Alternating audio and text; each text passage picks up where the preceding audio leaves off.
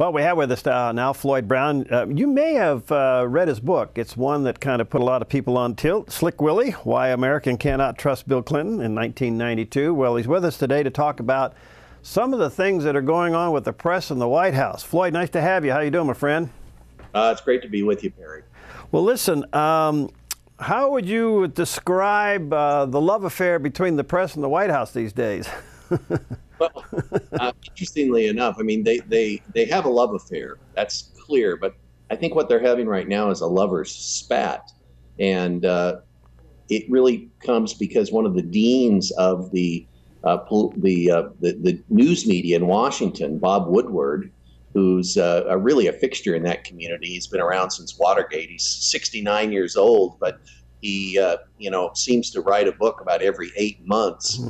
Covering some important aspect of policy. And he accused the president of moving the goalposts during this entire sequestration battle that's been ongoing.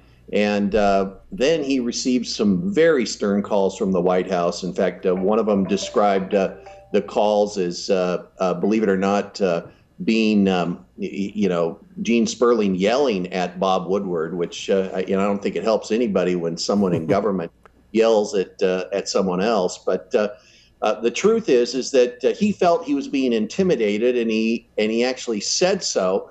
And that has led to a whole series of different events. Other people, Lanny Davis, stepped forward and said he felt like he'd been intimidated too.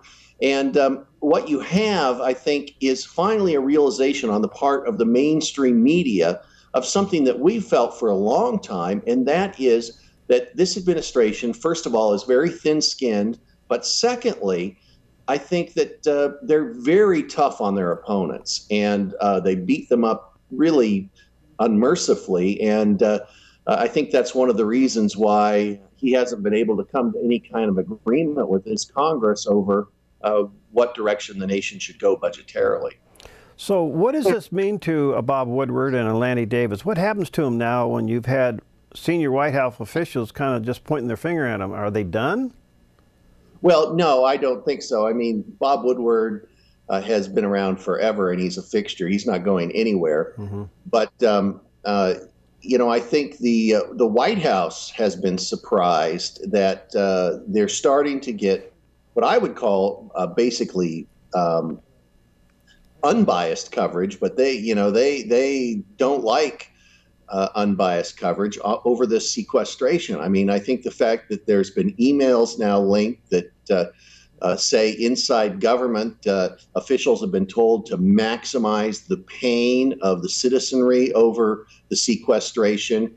I think that the other Washington Post published an article which was very revealing, which said Obama basically was negotiating in bad faith, that really his intent is to have Nancy Pelosi get the speakership back by defeating the Republican Congress, that's really what it's all about. He's negotiating for political advantage and not to try and solve the nation's problems. So all of these things, I think, are causing a lot of trouble for the White House right now. And the budgetary issues, Perry, are going to get much worse. I mean, we're just around the corner from the Easter recess on March 21st. And when that Easter recess comes, if they haven't passed what's called a continuing resolution, then we don't even have a budget. And the government doesn't have authority to spend a lot of the money that it's currently spending. It's much more serious than the small 2.4% decrease that you had from sequestration. So there are major issues facing the country. Major budgetary questions have to be resolved, and there's absolute gridlock and dysfunction in D.C. Floyd, you've seen this. You've been involved in that scene for a long time. Have you ever seen anything like this administration? I mean, it almost feels imperialistic in some ways. Yeah, not almost. Well, I'm trying to be polite. I just don't know how to say it. Dictatorial. How about dictatorial? Well, yeah, they definitely do not like any type of opposition. They they just really are very thin-skinned about it, and they don't take it well, and they're very tough on their opponents. I mean, in my latest book, which has just been published, it's called Obama's Enemies List, How Barack Obama Intimidated America and Stole the Election. It really focuses on a whole host of different people that over the last 4 years have been targeted by the administration. And, you know, people's memories are short, but if you go back to when they first wanted to pass Obamacare, they actually asked their supporters to spy on people and to listen to their conversations and to collect things on the internet that weren't favorable towards Obamacare. And at that time, you know, it caused such an uproar, they canceled the program. But I think it's indicative of the way they approach things. And that is basically to smash their enemies, not just have a cordial discussion and agree to disagree, but they really want to maximize the pain for their opponents, and frankly, they do a very good job of it. Floyd, of course, you know, we call this Chicago-style politics. Do you think this young president's doing this all on his own? Is he that smart and experienced, or does he have a team of leftists behind him that have an agenda that he's just a spokesman for? Yeah, he is a very good spokesman, but, you know, I mean, with the amount of golf he plays, he couldn't be doing all of it. So the truth is he has some very smart people behind him, Valerie Jarrett, David Axelrod, and others that I think are really, you know, kind of laying everything out and preparing the strategy and making it possible for him to do this. But no, I think he's, you know, to be honest with you, I think he is very good at reading the speeches that they put on his teleprompter and, you know, following their direction. I know that as somebody that's worked in politics for a long time, and we're always, you know, just delighted when we can find a candidate that will actually listen to us. Yeah. And he seems to be a dream candidate in that way, that he just does whatever his political consultants tell him. All right, back to Bob Woodward just for a moment. Do you think fellow journalists will begin to rally around behind him? Because sooner or later, I mean, Obama will be gone and this whole cycle starts again. Do you think he'll find support among his colleagues? I think he already has found a lot of support among his colleagues. And I think you're right.